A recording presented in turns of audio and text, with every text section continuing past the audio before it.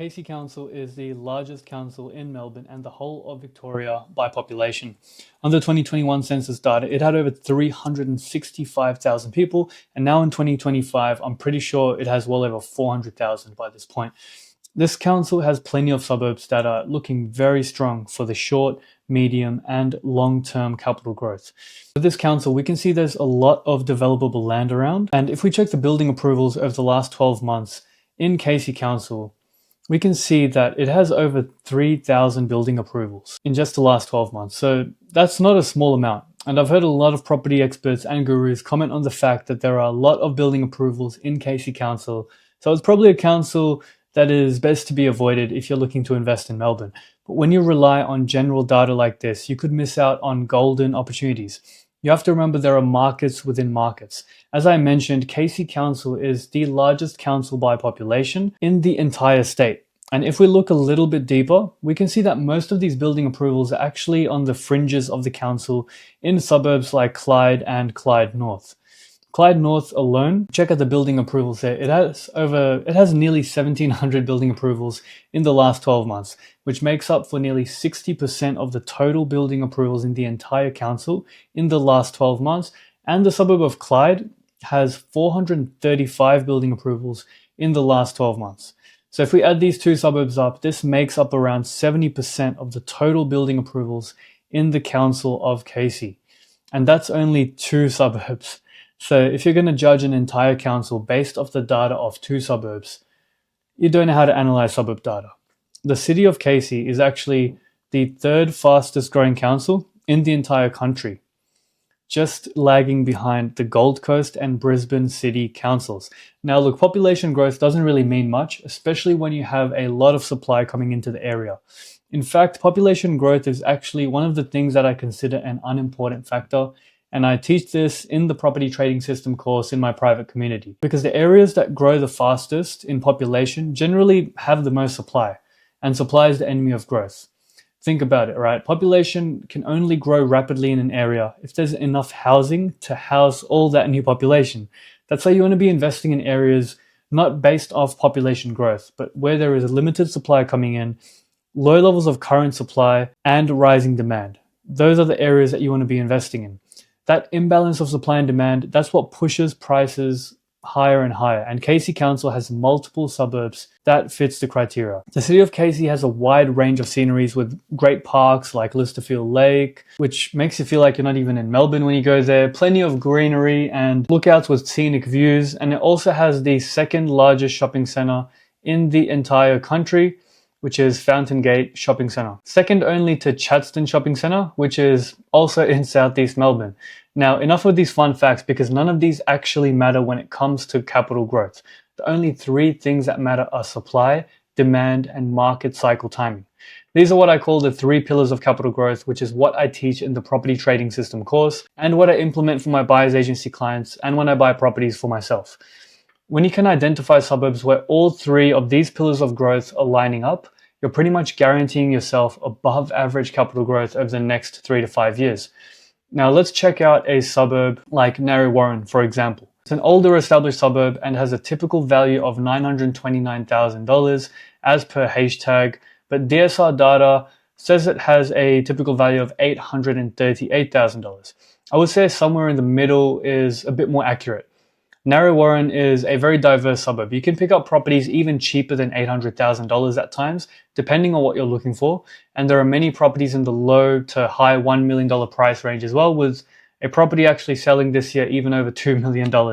Average rental yields are just below 4%, around 3.74% to be exact. So I'd say yields here aren't for everybody. They're more for investors looking for blue chip capital growth asset, or for owner-occupiers who would enjoy living in this area but also want decent capital growth. Now, if we look at the growth trends, you can see it's quite a consistent area in comparison to other pockets of Melbourne. So this is a growth chart for the last 28 years. You can see it is somewhat linear. Of course, you have your periods of stagnancy, some periods of slight decline, and then it starts taking off again.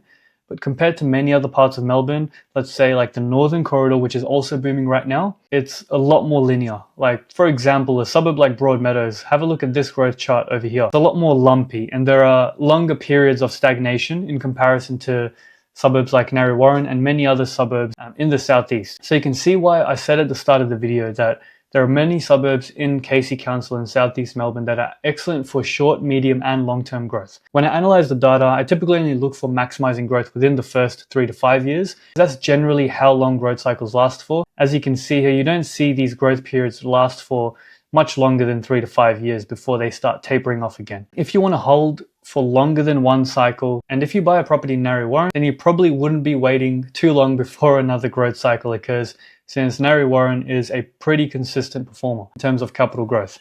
Now, in saying that, it has underperformed in comparison to the Australian average in growth over the last 3, 5, 7, and 10 years, which means the market cycle timing is looking really good because all suburbs across the country that have a diverse and stable economy always regress to the mean of 6.4% capital growth, which has been the Australian average over the last 30 years across practically every suburb across the country.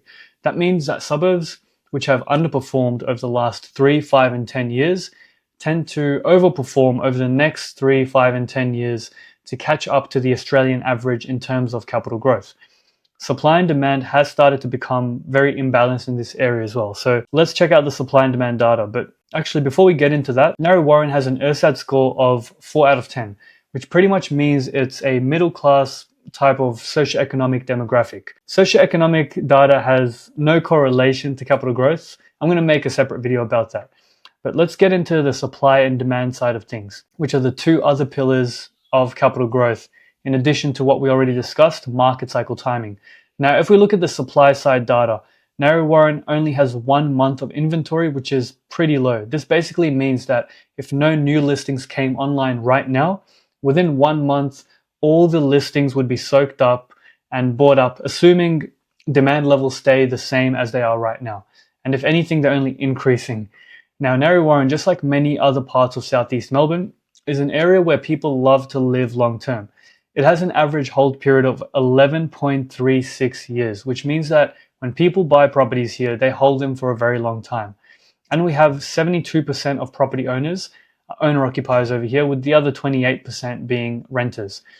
For an older established suburb that can't keep building more houses, like other parts of Casey Council, like Clyde and Clyde North, it only has 11 building approvals in the last 12 months, which will have absolutely zero impact on capital growth in comparison to your 1,700 plus building approvals in the last 12 months in Clyde North, for example.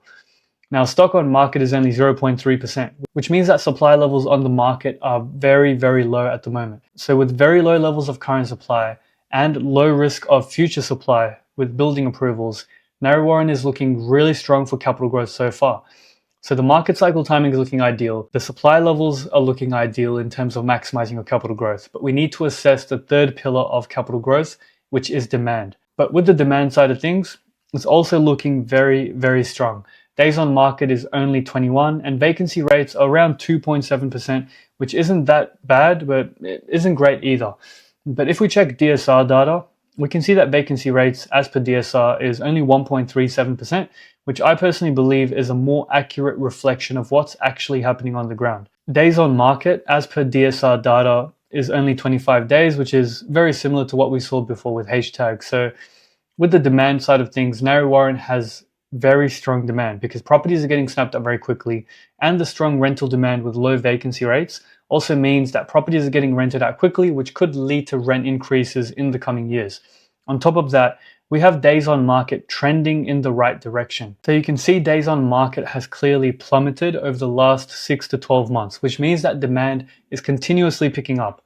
You can see that stock on market has also plummeted over the last 6 to 12 months. So supply levels have continuously started to drop as well.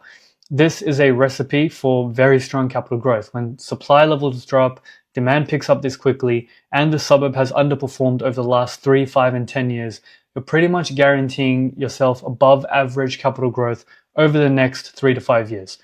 So while some experts think the city of Casey isn't going to perform that well in the coming years, if you're a professional property investor and you've mastered the property trading system, you know there are plenty of established suburbs just like Narre Warren, and many of the surrounding suburbs like Berwick, especially the older parts of Berwick, where you can get properties on a bit larger block sizes.